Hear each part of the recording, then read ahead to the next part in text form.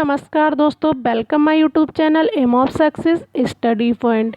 Friend, हमारा जो session चल रहा है वो एनसीईआरटी ईबीएस, जो अभी मैं यहाँ पे आपको क्लास 5th की बुक से चैप्टर वाइज अध्ययन करा रही हूँ।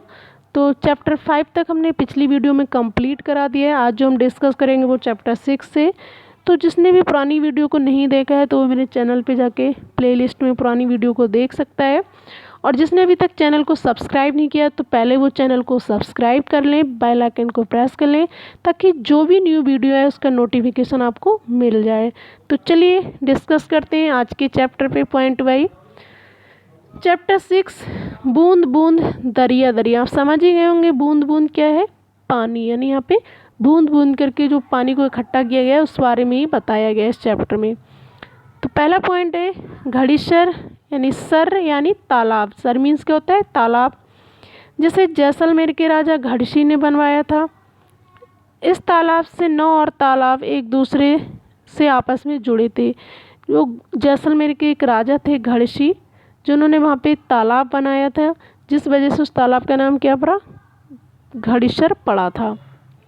उससे उन्होंने 9 और तालाबों को जोड़ा था, क्योंकि जैसलमेर में बारिश कम होती थी तो उन्होंने उससे 9 और तालाब इसलिए जोड़े थे ताकि जब बारिश के दिनों में पानी इकट्ठा हो तो एक तालाब भर जाए तो वो दूसरे तालाब में, फिर तीसरे तालाब में, चौथे तालाब में, इस तरह से वो सारे तालाबों में पानी भर जाए, पानी खराब ना हो।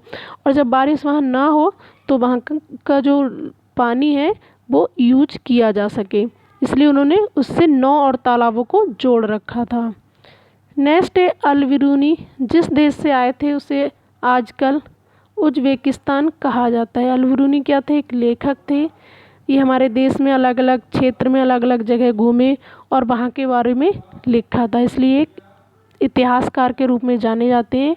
अगर हमें अपने देश का इतिहास जानना है प्राचीन काल का, तो हर क्षेत्र का इतिहास इन्होंने लिखा था पूरे इंडिया में घूम के, तो काफ़ी फेमस इतिहासकार के रूप में ये जाने जाते हैं अल-बिरूनी। तो जिस देश से आए थे उसे आजकल जो कहा जाता है वो उज़्बेकिस्तान के नाम से जाना जाता है।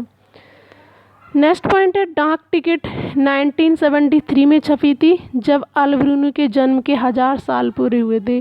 सरकार ने फैसला किया कि अल-बिरूनी को जो 1000वां जन्मदिन था तो उस दिन उन्होंने डाक टिकट को छापा, और वो कौन सी डेट थी, 1973 में छपी थी। नेक्स्ट पॉइंट है जैसलमेर में बहुत ही कम दिन बारिश होती है, जिसकी वजह से घड़ीसर ने वहाँ तालाब बनवाए थे, क्योंकि वहाँ पे बारिश कम होती है और बारिश के दिनों में तालाब में पानी इकट्ठा हो सके, इसलिए उन्होंने वहाँ पे तालाबों को बनवाया था। बावड़ी को सीढ़ीदार कुआं भी कहते हैं। जो बावड़ी होती है उसी को सीढ़ीदार कुआं भी कहते हैं। ये भी पानी को इकट्ठा करने के लिए बनाए जाते हैं। नेक्स्ट पॉइंट है जमीन पानी किस तरह सोख लेती है, कुआं व बावड़ी में पानी कैसे पहुंच पाता है, चर्चा करें। यानी शिक्षक के लिए पेडागोजी टर्म का, बच्चों से चर्चा करें कि जो ज़मीन है वो पानी को कैसे सोख लेती है, कुओं में पानी कैसे जाता है, नदियों में पानी कैसे जाता है। बच्चों से चर्चा करें और उनके अनुभवों को शामिल करें। इससे क्या होगा, बच्चे जान सकेंगे पानी के बारे में कि पानी कैसे कहाँ से आता है, कि बारिश होती है पानी ज़मीन में जाता है, नदियों में जाता है, समुद्र में जाता है, उसके बाद फिर वो बाष्प बन के ऊपर उड़ जाता है। तो इससे क्या होगा, बाष्पीकरण को बच्चे समझ सकेंगे। नेक्स्ट पॉइंट है मुसाफिरों के लिए पानी का इंतज़ाम प्याऊ और मशक के द्वारा होता था। जो पुराने समय में जब नलकूप वगैरह नहीं थे तो जो राहगीर थे, जो लोग बहुत लंबा सफ़र तय करते थे, तो उनके लिए रास्ते में प्याऊ का इंतज़ाम किया जाता। प्याऊ और मशक के नाम से वो जाने जाते थे। इसके द्वारा मुसाफिरों की प्यास को बुझाया जाता था। नेक्स्ट पॉइंट है बावड़ी, तालाब, नौला, धारा पानी के पुराने स्रोत हैं। ये अलग अलग क्षेत्र में अलग अलग नाम से जाने जाते हैं। बावड़ी को कुआं कहते हैं, तालाब ये पानी के पुराने स्रोत हैं जहाँ पे लोग पानी को इकट्ठा करते थे। अब इन चीज़ों को कम देखा जाता है, तो मोटर और ये नलकूप वगैरह ज़्यादा यूज होते हैं। नेक्स्ट पॉइंट है कुआं सूखने की वजह। काफ़ी पूछा जा चुका है परीक्षा में, यहाँ पे मैंने हाईलाइट कर रखी है कि कुआं सूखने की क्या वजह हो सकती है। तो कई जगह मोटर लगाकर ज़मीन का पानी निकाला जा रहा है। जब जहाँ पे बड़ी बड़ी मोटर वगैरह लगा दी गई है, इससे क्या होता है कि ज़मीन की काफ़ी दूर तक का पानी खिंच जाता है। तो ये भी एक वजह है कुआं सूखने की। तालाब ख़त्म होते जा रहे हैं, जो पहले तालाब थे वो दिखाई नहीं देते। तालाब जब थे तो उसमें पानी इकट्ठा होता था, तालाब उन्हें सोखते थे, वो पानी ज़मीन में ही जाता था, जिससे कुएं में भी पानी रहता था। तो ये भी एक वजह है। नेक्स्ट है, पेड़ों के आसपास और पार्क में भी ज़मीन को सीमेंट से पक्का कर दिया गया है। आजकल जितने भी पार्क हैं, जो भी पेड़ होते हैं, उनके आसपास का एरिया, मोस्टली ज़मीन का जो एरिया है लोग उसे पक्का करते जा रहे हैं सीमेंट से। तो इससे क्या है, ज़मीन पानी नहीं सोख रही है।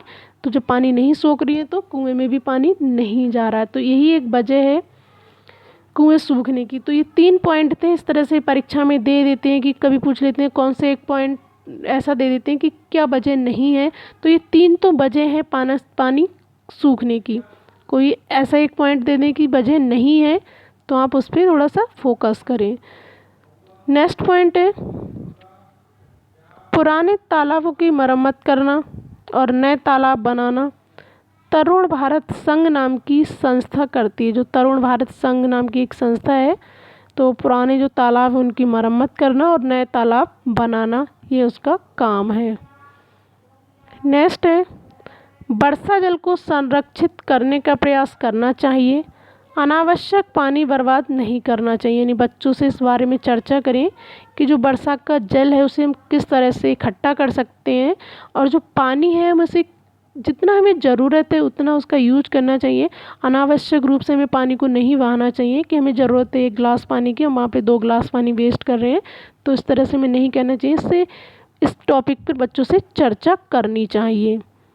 नेक्स्ट है पार्ट 7, पानी के प्रयोग। ये भी पानी से ही संबंधित है। पहला पॉइंट है, मृत सागर दुनिया का सबसे नमकीन सागर है।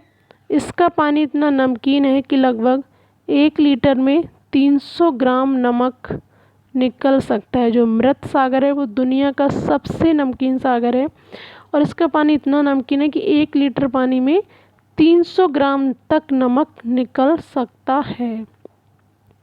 सेकंड पॉइंट है, मृत सागर में ऐसे पेड़ ऐसे तैर सकते हैं जैसे आराम से लेटो। यहाँ पे पेड़ नहीं होगा, यहाँ पे होगा तैर। यानी मृत सागर में तैरना है तो लोग वहाँ ऐसे आराम से तैरते हैं जैसे वहाँ पे आराम से लेटे हों।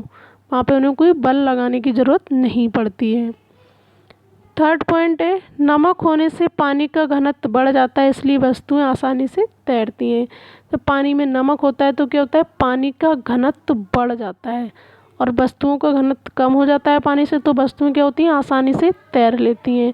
और जब पानी सिंपल होगा, उसमें नमक नहीं होगा, तो क्या होगा, पानी का घनत्व घट जाएगा और वस्तुओं का घनत्व बढ़ जाएगा, तो जिसकी वजह से वस्तुएं डूब जाती हैं। तो इस बात पे, इस टॉपिक पे बच्चों से चर्चा करनी चाहिए। उन्हें प्रैक्टिकली भी करके दिखा सकते हैं कि 1 गिलास पानी लें, उसमें नमक डालें ज़्यादा सा थोड़ा, और उसमें नींबू डाल के देखें तो क्या होगा, नमकीन पानी में नींबू तैरता रहता है। और वही पानी अगर हम सिंपल लेंगे, उसमें नींबू को डालेंगे तो वहाँ बैठ जाएगा। तो ये किस वजह से होता है, ये घनत्व की वजह से होता है। तो बस बच्चों को हम इजीली इस बारे में अगर हमें समझाना है तो प्रैक्टिकली इस तरह से हम उन्हें करके दिखा सकते हैं। इससे वो आसानी से समझ सकेंगे कि घनत्व क्या होता है, कि नमक होने से क्या होता है, पानी का घनत्व बढ़ जाता है और वस्तुओं का घनत्व कम हो जाता है। जब पानी में नमक नहीं होता है तो वस्तुओं का घनत्व बढ़ जाता है और पानी का घनत्व कम हो जाता है, इसकी वजह से वस्तुएं डूब जाती हैं। तो बच्चों को हम इस तरह से कक्षा में आसानी से सिखा सकते हैं।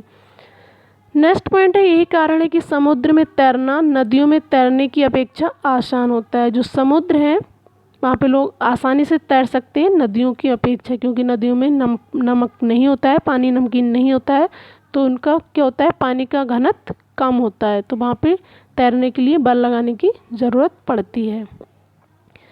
नेक्स्ट पॉइंट है, काफ़ी इम्पोर्टेंट, परीक्षा में पूछा भी जाता है, दांडी यात्रा कब शुरू हुई थी? 1930 में गांधी जी के नेतृत्व में हुई थी। उन्होंने लोगों के साथ मिलकर अहमदाबाद से दांडी के समुद्र तक, जो अहमदाबाद था वहाँ से उन्होंने शुरू की थी। और कहाँ तक गई थी यात्रा? दांडी के समुद्र तट तक।